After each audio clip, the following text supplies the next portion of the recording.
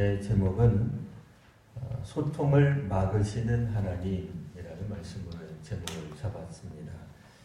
보통 우리가 생각할 때 하나님이 우리를 소통케 하시고 또 막힌 담을 허무시고 역대 정권 통치하시는 분들의 꿈과 희망이 소통을 잘하는 것. 그래서 이제 연두에 연설하실 때 보면 자신들의 통치 기간 중에 얼마나 많은 소통이 일어났으며 또 뭐 경제가 활발해졌는가 뭐 이런 이야기들을 보통 하죠. 뭐 전 세계 어느 대통령이나 정치인이나 지도자가 다 마찬가지일 겁니다. 근데 하나님은 오늘 오히려 소통을 막으시는 하나님으로 묘사되고 있습니다. 이게 왜 그럴까요? 이 점을 한번 우리가 살펴보려고 합니다. 창세기 11장에는 이제 바벨이라고 하는 이제 도시, 물론 이제 여기서는 처음에는 신할 정도, 신할 평야 정도로만 나오고 있습니다. 그러다가 나중에는 이곳 이름이 바벨이었다. 그런데 바벨로 명명한다가 돼요. 그래서 원래 이름도 아마 바벨이었던 것 같아요. 이 가나안 지역, 갈대아 지역의 언어로 이 바벨이라고 하는 뜻은 신의 문이라고 하는 뜻입니다. 신의 문. 그러니까 이들이 이 바벨에서 성읍을 짓고 또 탑을 쌓으면서 하려고 했던 것은 다름 아니라 도시도 되지만 신전도 되는 겁니다. 그러니까 신전을 중심으로 한 도시국가를 세우려고 했던 어떻게 보면은 이 바벨에 정착했던 사람들의 의지가 결국은 무산된 이야기가 오늘 창세기 11장에 나와 있는 말입니다. 자, 이들이 어디서부터 왔는가 살펴보니까 1절에는 동방에서부터 왔다 이렇게 되어 있습니다. 왜 하필이면 동쪽이냐? 동방. 그랬더니 또 어떤 분은 또 동방예의지국. 그래서 뭐 조선 땅 그러면 안 됩니다. 그런 뜻이 아니고 여기서 동방은 그냥 동쪽에서 왔다 그 얘기예요. 어디 동쪽이냐? 기준점이 있어야 될 거 아니에요? 서양 사람들이 보통 중동 가운데쯤 있다. 그 다음에 조금 더 가까우면 근동, 멀면은 나중에는 극동 그래요. 극동에 해당하는 나라가 이제 일본하고 이제 한국쯤 되죠. 왜 우리가 극동이에요? 서양 사람들 중심으로 보니까 우리가 동쪽인 거예요. 우리가 세상의 기준이 되면 그분들이 동쪽에 있는 거예요. 그죠? 그러니까 서양이 아니라 그분들이 이게 이해가 빨리 되시죠? 우리는 우리를 가리켜 동양이라 그러고 저쪽을 서양이라 그러는데 우리가 중심이 됐으면은 우리가 서양이고 저쪽이 동양이 될 수도 있는 거예요. 어쨌든 뭔가 동방이라고 이야기할 때는 기준점이 있다 그 얘기예요. 뭐 누구도 뭐라고 하지 못할 기준점 어디겠어요? 에덴입니다. 왜냐면 지금 창세기 상황이니까요. 에덴의 동쪽으로 사람들이 나간 게 왜 문제라 그랬죠? 동쪽편에 성막과 같은 구조로 성소와 같은 구조로 만들어져서 하나님이 동쪽을 바라보시면서 앉아있는 형태, 그러니까 하나님이 앉아있는 지성소가 기준점이 된다 그랬죠? 그래서 그 기준점에서 볼 때 사람들이 동쪽에서 오는데 에덴 동쪽으로 쫓겨났다. 에덴 동쪽으로 나아갔다. 그 얘기는 하나님과 거리가 멀어졌다. 이제 그렇게 이제 말할 수 있다 그랬죠? 11장에도 보면 이 동쪽에서부터 사람들이 오게 됩니다. 그러니 동쪽으로부터 더 멀리 간 어떤 형태. 벌써 11장 1절부터 뭔가 분위기가 사실은 뭐 이렇게 대놓고 이야기는 하지 않았지만 뭔가 어두침침한 거예요. 뭐 밝은 분위기 아니에요. 우리가 생각할 때 이제 홍수도 끝났고, 홍수가 언제 끝났어요? 지난주에 끝났어요. 6장에서 9장까지 내용이 끝나고 이제 11장 들어가니까 야 홍수 끝나고 무지개 착 하고 떴으니까 노아의 후손들에게서는 그냥 맑은 날만 그냥 뭐 창창대로만 기다리고 있지 않아요. 동방으로부터 사람들이 와서 신할평지, 하필이면 옛날부터 바벨이라고 불렸던, 사실은 신의 문이라고 하는 게 내재되어 있는 거예요. 신할 평지에 와서는 이제 그 성읍과 탑을 쌓는데 이분들이 탑 쌓는 목표가 있어요. 목표가 뭐냐면 이 탑을 어떻게든 하늘 끝까지 닿게 하려는 의도가 있습니다. 하늘 끝에 닿게 해서 무슨 의도가 있을까? 오늘 본문에는 안 나타나 있어요. 신전의 특징이 뭐냐면 신에게 가까이 가려는 어떤 특징이 있는데 대개는 이제 신이 강림하죠. 일반적으로는 우리도 하나님의 성령이여 강림하사 이렇게 찬송 부르잖아요. 보통은 다른 신들도 하나님과 똑같다 그런 얘기는 아니에요. 우리 인간들 생각 속에 신에 대한 어떤 개념은 신이 이 땅에 강림하는 그런 개념이 있는데 이분들은 하늘까지 갔겠다는 거예요. 하늘에. 그 뭐예요? 아주 좋게 평가하면 신이 하늘에서 내려올 때 위험을 무릅쓰고 강림하는 게 아니라 그냥 계단 하나만 밟고 내려오면 신전이 되게 만들려고 하네요. 굉장히 어떻게 보면은 참 기특하죠. 사람들 마음이 곱죠. 근데 그건 굉장히 긍정적으로, 상상 이상으로 긍정적으로, 무한대로 긍정적으로 얘기했을 때 얘기해요. 그러니까 좋게 말하면 2층에서 1층 내려올 때 계단이 있어야 되잖아요. 계단이 없으면 힘들잖아요. 그러니까 1층에서부터 계단을 쌓아주는데 어디까지? 2층까지 닿게 해서 2층에 있는 신이 내려올 때 한 계단만 내려오면 가뿐하게 편하게 즐겁게 내려올 수 있도록 만들겠다. 고 보여지는 이 본문이 무슨 얘기냐면 결국은 자신들이 신의 자리에까지 올라가겠다라는 뜻이 되는 거예요. 고대 사회에서 지금 이 하고 있는 이 신전을 높게 쌓는 건 어느 정도 이해가 갑니다만 하늘 끝까지 닿게 하겠다는 얘기는 자신들이 신의 아성에 신의 이름에 도전하는 것을 뜻해요. 아니나 다를까 그들이 그들의 이름을 널리 알리고자 했어요. 그들의 이름이라고 하는 히브리어가 마침 셈이에요. 셈내다 하는 셈이 아니라 그냥 셈 발음이 좀 어렵긴 한데요. 어쨌든 셈. 근데 우리가 알고 있듯이 그들의 이름을 스스로 높이려고 했어요. 높여서 뭐 하려고요? 흩어지지 않으려고. 흩어진다고 하는 게 보통 괴로운 일이 아닙니다. 우리도 남북이 분단이 되어 있고 전 세계에 우리 민족이 동포들이 흩어져 있고 조지간 이 가족들이 민족이 흩어진다고 하는 것에 대해 우리도 나름대로 아주 그 부정적인 감정을 가지고 있는 게 사실입니다. 사람들이 근본적으로 이 분리된다라고 하는 게 사실 쉬운 개념은 아니에요. 그러나 어쨌든 오늘 여기서 분리되지 않겠다, 흩어지지 않겠다라고 하는 것은 안타깝게도 하나님의 뜻과는 좀 반대의 길을 걷고 있는 거예요. 사람들이 점점 악해지고 마음이 하나님과는 거리가 멀어지자 하나님께서는 홍수라고 하는 심판을 이 땅에 주셨는데 문제는 가인의 후손이 사라진 이 시점, 오늘 본문이죠. 창세기 11장 시점에서도 여전히 사람들 마음 가운데 어디서부터 나왔는지 알지 못하는 악이 도사리고 있는 겁니다.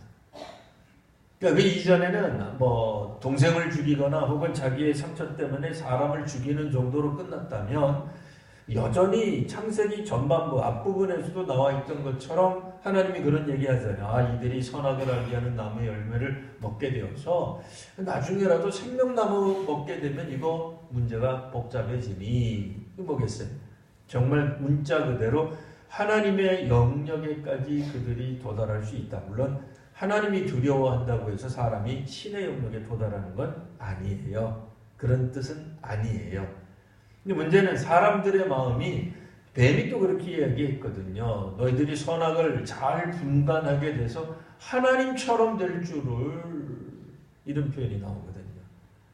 그러니까 사람들 마음 가운데 저 깊이 도사리고 있는 마음 중에 하나는 신이 되고자 하는 마음이 있어요. 그래서 이 고대인들은 그걸 실제로 발현합니다. 어떻게 알죠? 우리 아시는 바와 같이 애굽의 파라오라든지 혹은 로마의 여러 황제들이 종종 처음에는 겸손하게도 신의 아들쯤으로 자기를 표현해요. 그런데 나중에는 뭐가 되죠? 신 자체가 되잖아요. 그들 자신이. 그걸 이제 실제로 신에게 옮긴 사람들도 있어요. 이렇게 고대 역사를 보면 요즘은 또 다른 형태로 신이 되고자 하는 사람들이 있긴 합니다만 여하튼 중요한 것은 사람들 마음 가운데 그 악이, 죄악이 창궐하기 시작하자 궁극적으로는 하나님의 뜻에 거절하고 하나님의 뜻과는 정반대의 길을 걷고자 하는 것, 이걸 오늘 우리들이 소위 말하는 종교적 죄를 말하는 겁니다. 우리도 얼마든지 이와 같은 죄를 범할 수가 있습니다. 뭐 이를테면은 기도하기 전에 우리 마음대로 결정해놓고 하나님께 통보하기, 뭐 이런 것도 우리들이 스스로가 사실은 하나님의 명령보다는 우리가 모든 것의 주인이 되고 싶어하는 마음인 거죠. 그런 것처럼 오늘 이 바벨에서도 사람들이 모여가지고는 하고 싶어했던 것이 우리의 이름을 내자, 신의 이름이 아니라 하나님 이름, 여기가 이제 보편 명사수 신이 아니라 하나님 이름이라기보다는 이제는 하나님과 너무 거리가 멀어져서 그냥 아무 동네나 그냥 신의 문이 돼 있는 거예요. 아무 동네나 우상을 섬기고 있다고 볼 수 있는 겁니다. 뭐 여하튼 신의 문이라고 하는 곳에 가서 아예 그들이 신으로 승격, 등극하고 싶어하는 모습을 보여주고 있어요. 근데 그걸 결과적으로 어떻게 하겠다? 흩어짐을 면하자. 네. 여기서 말하면 뭐겠어요? 하나님이 우리들의 조상 아담을 내쫓았는데 아무리 내쫓아도 우리는 안 나간다 그 얘기예요. 우리는 흩어짐을 면하자 그 얘기예요. 우리의 힘을 보여주자 뭐 이쯤 되는 겁니다. 아무리 하나님이 우리를 내쫓으시고 하나님이 우리에게 무슨 말을 한다 하더라도 우리는 우리의 권리를 지키겠노라. 우리 식으로 말하면 굉장히 좋은 느낌처럼 들리지만 이게 구약 성경 창세기 시대에서는 굉장히 사실은 성경에서는 악하다고 보는 거예요. 그럼 이런 일이 가능해진 이유는 뭘까요? 이들이 언어가 하나이기 때문에 그렇다. 오늘 성경에서 이렇게 얘기를 하고 있습니다. 사실 언어가 하나인 게 얼마나 좋습니까? 우리도 지역 간의 갈등의 가장 큰 요소 중에 하나가 소위 말하는 말의 차이에 있어요. 방언이라는 거예요. 이건 지역적 차이죠. 지역적 차이가 있으면 사람들이 벌써부터 마음의 거리감을 두기 시작합니다. 뭐 지역이 거리가 있죠. 그런 것처럼 말을 들어보고는 거리감을 느껴요. 혹은 조금이라도 배운 사람, 학자연 하는 사람 같은 경우에는 사자성어나 옛날에 있던 시나 이런 것들을 막 읊어요. 자활 그러면서 여기서 말하는 자는 여러분 이름들 뒤에 자자가 들어가 있는 분을 말하는 게 아니고 공자나 맹자, 주로 공자, 저의 조상을 말하는 거예요. 그래서 학이 시습지며 보러 여하라 그럼 있어 보이잖아요. 지금은 하나도 있어 보이지 않아요.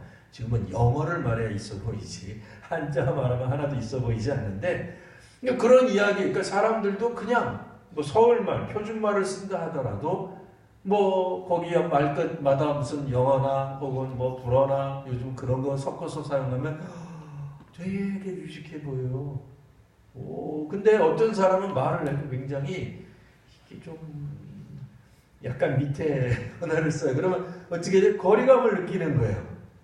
계층을 느끼는 거예요. 계급이 있는 거예요. 근데 이게 계급이 없이 하나가 되려면 어떻게 돼요?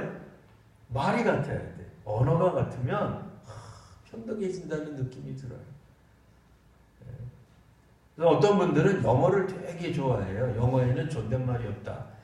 그래서 최근에 우리나라 어떤 분도 우리말에 있는 모든 존칭어 다 사라지고 선생님도 쌤이라고 부르고 그냥 이름 부르고 그러자 그렇게 이제 어떤 분이 이야기도 하는데 그래서 어떻게 그건 잘 모르겠어요. 그게 좋은 건지 어떤 건지는 잘 모르겠습니다만 여하튼 생각 자체가 뭐예요? 언어가 같고 그러면 평등하고 보편적이고 하나가 되기가 쉽다라는 생각을 갖고 있는 겁니다. 사실 오늘날 우리 이 시대에 있어서 계층을 억지로 만들고 하는 것보다는 평등하게 좋기는 합니다만 오늘 성경에서는 평등에 관한 목표로서 언어가 하나이다가 아니라 문제는 뭐예요?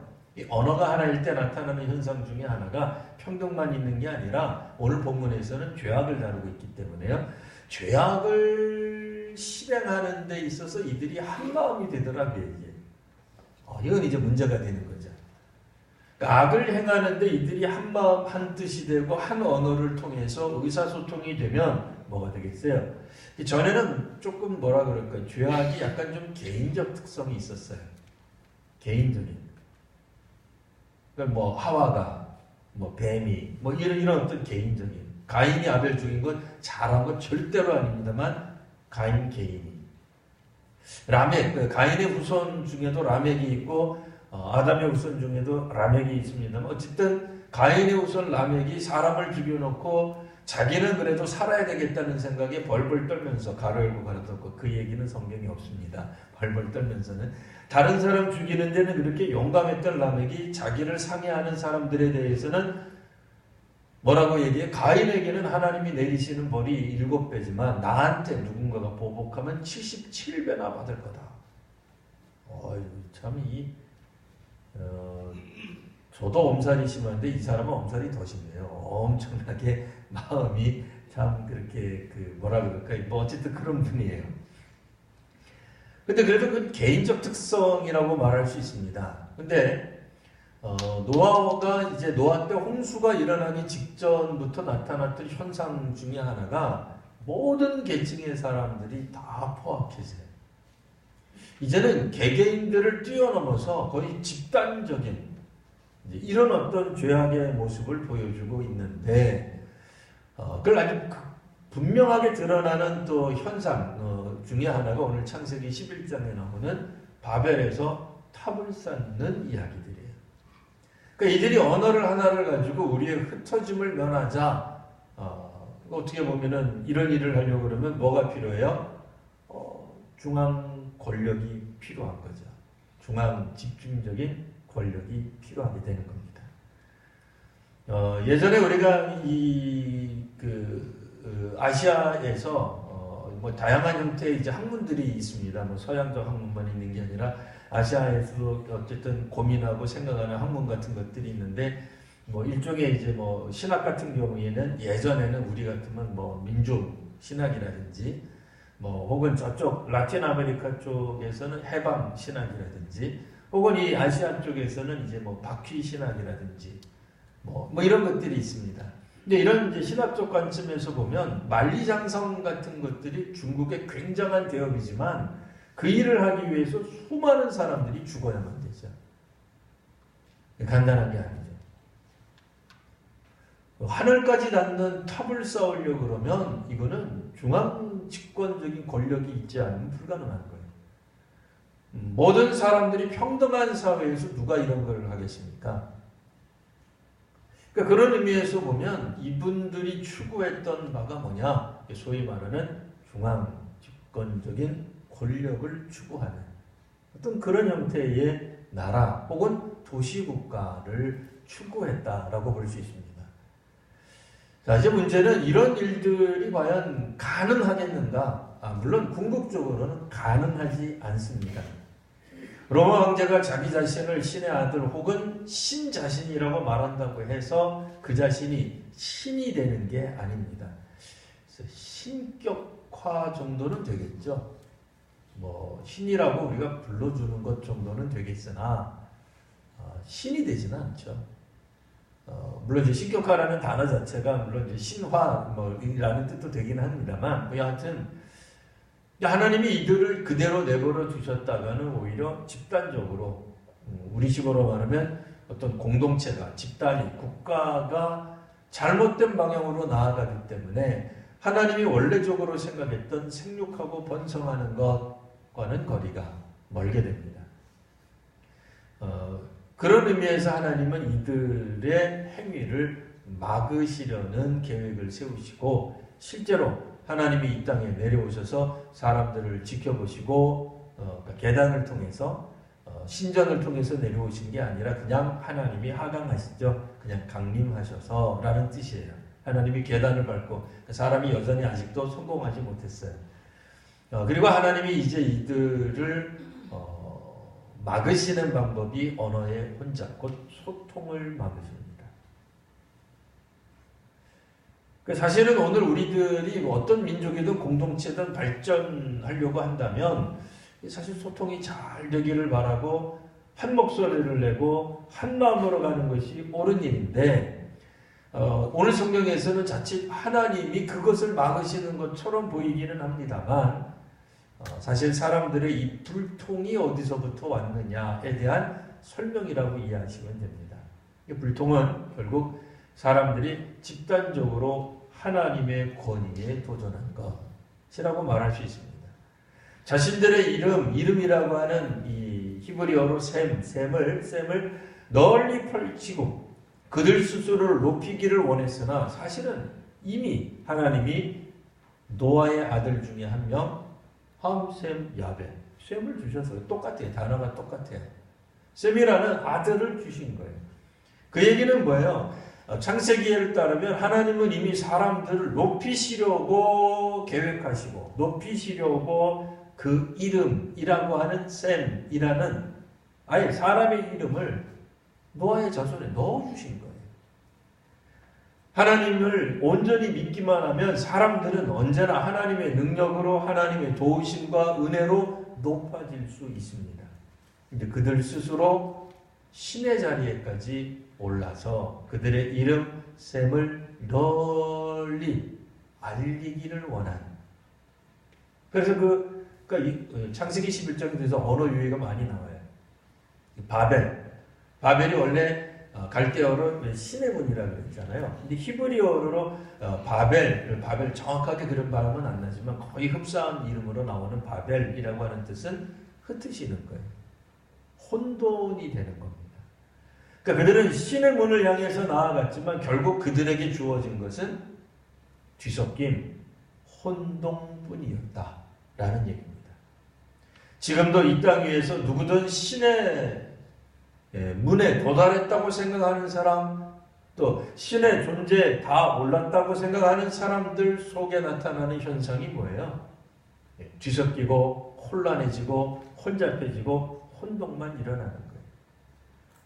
옛날에 2차 세계대전을 일으켰던 몇몇 사람들이 있죠. 그들이 가졌던 고귀한 생각들이 있습니다. 약간 좀 이렇게 비틀어서 말한 거긴 합니다만, 이를테면 독일 사람들이 우리가 믿는 바 주님이신 예수를 죽인 유대인들을 죽여야 된다. 우리 독일 사람들이 똑똑하니까 좀 세계를 좀 다스려 보자. 굉장히 민족주의적으로 좋죠. 괜찮잖아요. 이게 근데 아무리 민족주의라도 잘못된 방향으로 얼마든지 갈 수 있는 겁니다. 오늘 우리들이 자본주의에 대해서 잘못된 방향으로 나간 것들에 대해 열심히 비판하고 있는 것처럼 민족주의라고 해가지고 항상 옳은 방향으로만 나가는 건 아니에요. 당연히 사회주의도 마찬가지입니다. 어떤 것들이든 그것들이 추구하는 바가 신의 문 혹은 유토피아를 여는 것이라고 주장하고 자신들의 목소리만 내고 한 목소리만 내는 사회는 사실은 기본적으로 하나님이 원하시는 나라하고는 좀 다를 거예요. 왜요? 한 목소리를 내기 위해서 누군가는 통제하고 있기 때문에 그렇습니다. 그렇잖아요. 다른 목소리 내려고 그런 소리 하지 마. 이렇게 되잖아요. 오늘 우리가 이 시대에서도 물론 우리들이 발전해야 되겠으나 과거를 돌이켜 우리가 생각해 볼 때 과거의 지나친 언론의 통제나 중앙 집권적인 권력에 대해 우리가 문제를 삼는 것처럼 성경에서도 어떤 측면에서는 이미 그거에 대한 폐해를 말씀하고 있다라고 말할 수 있습니다. 오히려 이 혼잡은 다른 측면에서 보면 현대적 개념으로는 자유에 가까워요. 오히려 이 개념이 하나님 뜻하시는 평등에 가까워요. 하나님이 오늘 이 땅에 있는 사람들에게 원하시는 것은 생육하고 번성은 하나님이 주신 복의 방식으로 생육하고 번성하는 거지, 사람들이 성읍을 쌓고 탑을 쌓아서 하늘 꼭대기까지 신전을 올려서 우리들의 이름을 내서 우리가 흩어짐을 면하는 것과는 좀 방법이 다릅니다. 구약에 있는 사람들은 대개 유목민으로 살아와요. 물론 이제 가나안 땅에 들어가서는 그렇게 살지 않습니다만, 그런 측면에서 볼 때 하나님이 우리를 이끄시는 대로 나아가는 삶, 어디든지 하나님과 동행하는 삶, 이때 구약 중간 이하 초반쯤 지나면 이제는 애들이 어디 있는지도 찾지 못하니까요. 굳이 동방, 서쪽, 동쪽 이런 개념이 없습니다. 그 사방팔방 어디를 가든지 하나님과 동행하는 삶을 이들은 따라가는 거예요. 혹시라도 우리가 무소유를 실천하신다면 그것도 하나님 따라가는 삶이잖아요. 우리의 생애 시작점에서 끝으로 나아가는 것도 사실 하나님의 인도하심을 우리들이 인정하는 거예요. 생, 사, 혹은 화, 복 모든 것들을 다 하나님 뜻에 맡기며 하나님의 이름을 높여 살아가는 삶, 그 삶이 기본적으로 신앙인들, 믿음의 사람들에게 요청되는 하나님의 말씀입니다. 하나님의 말씀에 따라 오늘도 힘있게 살아가는 우리 귀한 우리 성도님들 모두가 되시기를 바랍니다. 기도하겠습니다. 걸어가신 주님, 오늘도 하나님의 뜻 안에서 우리들이 악을 행하려고 할 때 오히려 막아주시고 흩어주시는 하나님을 저희들이 감격하며 감사하며 바라볼 수 있는 믿음의 눈을 허락하여 주시옵소서. 주님, 불통의 세계를 원하는 것은 아니나 극단적으로 인위적으로 한 목소리를 내게 하는 것이 더 위험한 줄 아오니 아버지 하나님, 오늘 저희로 하여금 하나님의 말씀을 듣게 하시며 하나님이 각자에게 주신 사명에 따라 우리 주님을 섬기며 나아가는 저희들 모두가 되게 하여 주옵소서. 거룩하신 우리 구주 예수님 이름으로 기도드리옵나이다. 아멘.